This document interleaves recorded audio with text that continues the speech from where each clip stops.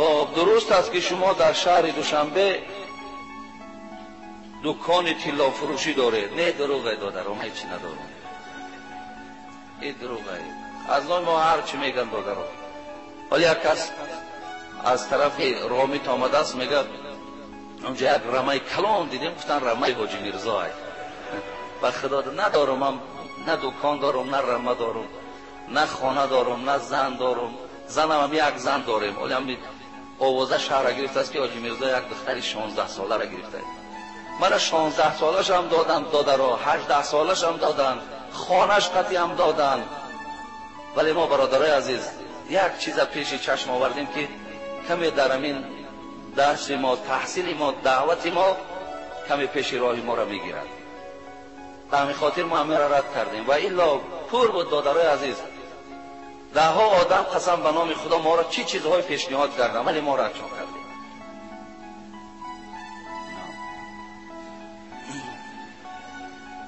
لیکن نداریم هیچی شما. خب السلام علیکم داملای عزیز.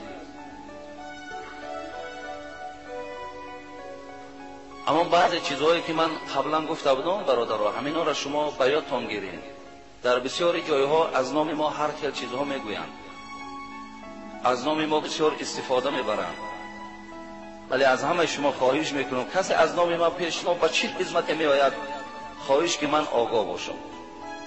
در بسیاری از جایها برادرها رفتن از نام ما گپ میزنند که ما را فلانی روان کردگی است، چون خواهش کردن دیگر. ولی کسی که اگر چیزی که پیش شما کسی از نام ما میارد، شما ما را ببینید، یک بار با ما نصیحت کنید. من این خیلی عادت ندارم که یک کس پیش یک کس روان کنم بگم برای از نام من گپ زن. انا میشه خودم در عیبم نمیبینم و مناسبی هم ندارم. من خودم که لازم شد خودم میرم و پیش کسی نباشد. السلام علیکم اکیداملا. شما در یک موعظتان گفتید که حضرت علی رضی الله عنه عرق نوشیدند و سوره ها را غلط خواندند و گفتید که در زیر تفسیر سوره کافرون این خبر آمده است. ما همه تفسیرها را دیدیم نیست، تحقیق کنید بعد گویید. این طعنه در راست حضرت علی می باشد. برادر عزیز و گرامی، یک کار است که من هر چیزی رو که میگویم من به تحقیق میگویم، من به تحقیقم نمیزنم. من خیلی تحقیق میکنم، میبینم، حتی باز میپرسم، بعد دیدن با میپرسم تا که این مردم است، این منبر است، این ثبت میشود و هر چیزی که من میگویم از این زبان من میبراید کرامان کاتبین اینها را کتابت میکند.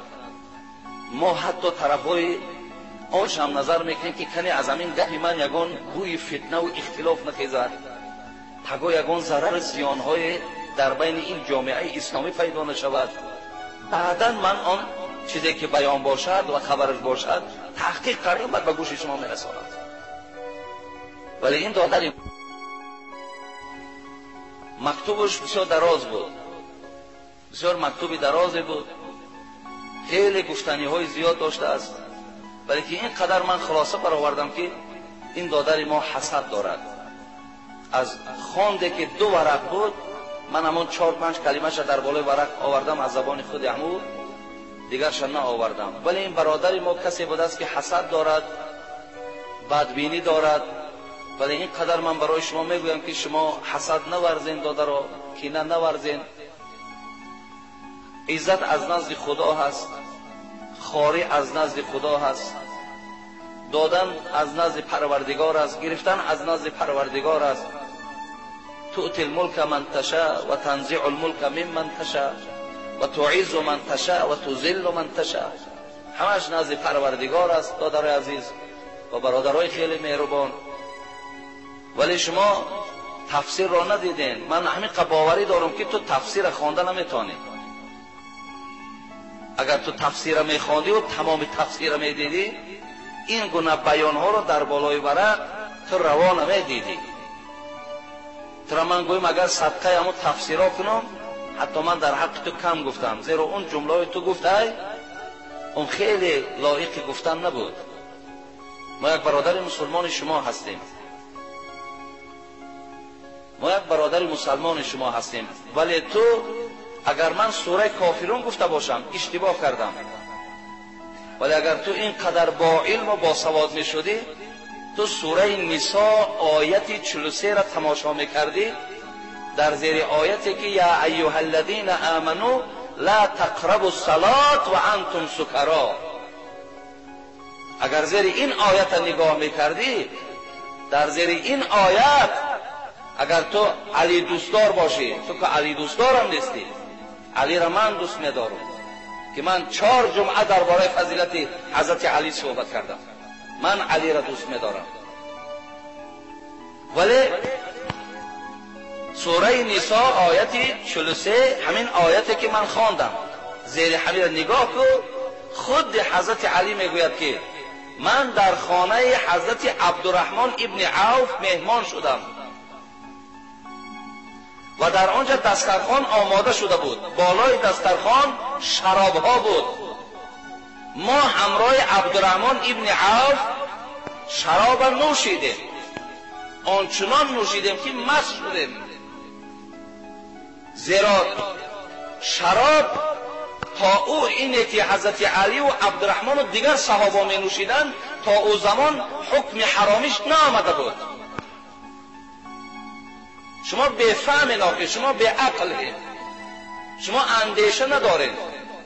شما من نمیدانم در راست شما من سخن قبیح و سخت نمیتونم گفتم و زبان من نمیگردد، ولی تا اون زمان اکثر اصحاب پیامبر شراب می نوشیدن زیرا حرامیش حکمش نآمده بود. این به دعای حضرت عمر رضی الله عنه یک سطر یک حرام شدنی عرق به دعای حضرت عمر آمدگی است. حضرت علی میگد خوب نوشیده، باز میگوید حضرت علی عرق نوشیدن. بفهم با همراه عبدالرحمن ابن عوف تو تفسیر ابن کثیر نگاه کن، تفسیری که امروز عالم فرا گرفته است، تمام عالم به این تفسیر روی دارد. نوشیدن، مست شدن و در نماز راست شدن. و بعض قولها خود علی پیش در آمد و بعض قولها فلانی را میگه ما پیش در آوردیم. و سوره کافرون خواند. شاید تو در همینجا اشتباه کرده باشید، من در زیر تعلیل سوره کافرون شاید نگفته باشم، ولی گفتم که وای سوره کافرون خواند. چی خیل خواند؟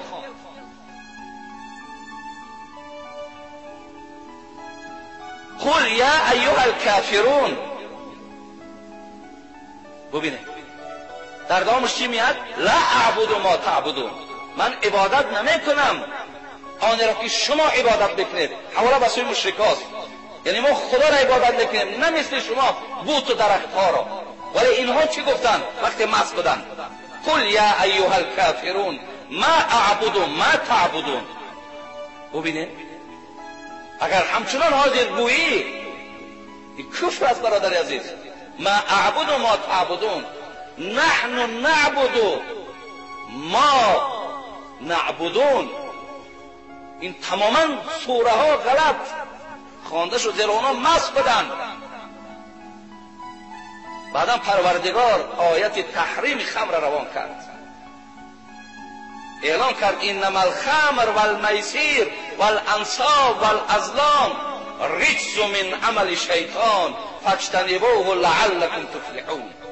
بعدا پروردگار این حکم روان کرد. حرام شدن عرق 4 مرحله دارد، 4 مرحله. یکم آیت، دویم آیت، سوم آیت هایی که آمد قانع نشدن، طره دلالت و منع شدن نداشت، ولی باز حضرت عمر خواهش کردن، پروردگار را گفتن چنان آیت روان کن که کلن ممنوع باشد. بعدا همین آیت آمد عرق قماربازی دادر عزیز، امروز لتا بازی دارین، امروز قماربازی دارین، امروز اگروای автомат دارین. این پولهاتون هر یک تنگش در پیش خدا در جواب میگین. این مردم همه را فساد کردین، این مردم را بانکرات کردین، این مردم را دربدر کردین، این مردم را قرضدار کردین. شما در او سبب دارین. این راه درآمد 4 تنگه حرام که از همین جا میآید و میان ابو بن راه حلال دا کار کن. همین آدمایی که اگروای автомат ندارن، لتا ندارن، قمار ندارن، مردن از گوش نگیرن. همینان صاحب خانن، صاحب ماشینن، صاحب زنن، به همه چیز رسیدن. افسوس که تو عقیده رزق از جانب خدا هست، تو هم عقیده را نداری.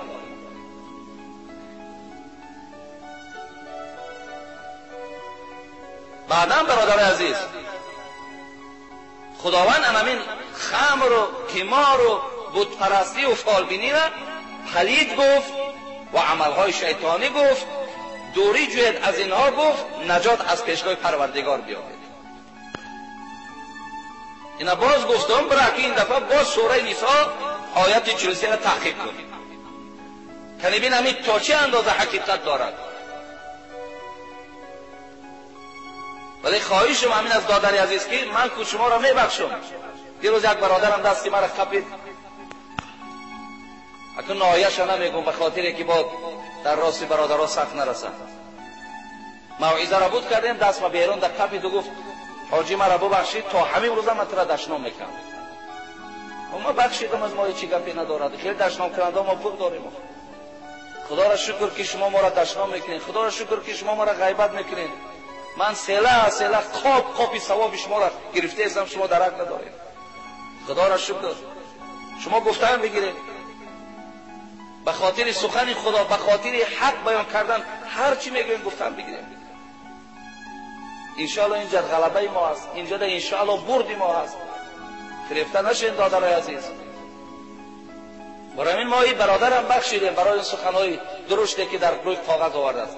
ولی از تو خواهش میکنم که اگه یک کاغذ دیگر بنویس، حضور خواهی تا بکن که تا انسان نبخشد، خدا او را نمیبخشد. و همین آیت تحقیق کن کنی من از کجا گفتم، آیا حقیقت دارد یا ندارد. خداوند همه شما را نگه دارد دادرای عزیز، و همیشه خداوند بی درد و بی غم نگهتان دارد. خداوند تن صحت و سربلند باشین. خداوند این جمعه را از همه شما قبول بگرداند. خداوند خواهرای ما را عفت و تازگی و احترام شوهر نصیب روزی بگرداند و هرچی در دل ما بندگانش از خدای مهربان با فضل کرامت برآورده بگردانی. ربنا لا تزغ قلوبنا بعد اذ هدیتنا و هب لنا من لدنک رحمة انک انت الوهاب.